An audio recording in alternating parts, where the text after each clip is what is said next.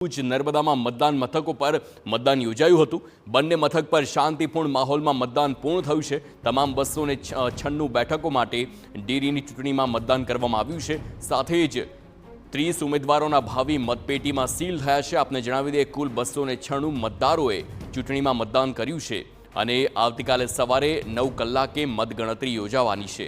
તો આ ચૂંટણીમાં અપક્ષ ઉમેદવાર મહેશ વસાવાએ મતદાન કરી પોતાની પેનલના 4 ઉમેદવારોની જીતનો દાવો કર્યો।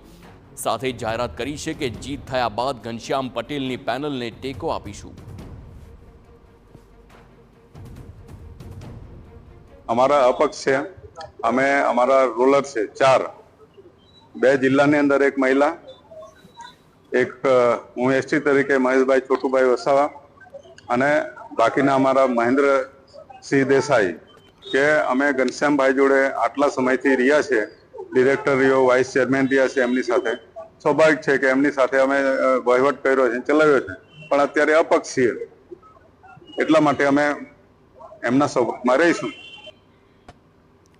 તો દૂધધારા ડેરીના વ્યવસ્થાપન કમિટીની 15 બેઠકો માટે ચૂંટણી યોજાઈ હતી, જેમાં 12 સામાન્ય, 2 મહિલા અને એક SC/ST અનામત બેઠક માટે મતદાન થયું। આ ચૂંટણીમાં ભાજપના જ 2 આગેવાનો વચ્ચે ચૂંટણી જંગ જામ્યો, જેમાં ધારાસભ્ય અરુણસિંહ રણા અને ડેરીના વર્તમાન ચેરમેન ઘનશ્યામ પટેલ સામે છે। ઘનશ્યામ પટેલ છેલ્લા 17 વર્ષથી ડેરીના ચેરમેન છે અને ઘનશ્યામ પટેલની પેનલના 12 ઉમેદવારોને ભાજપે મેન્ડેટ આપ્યા છે।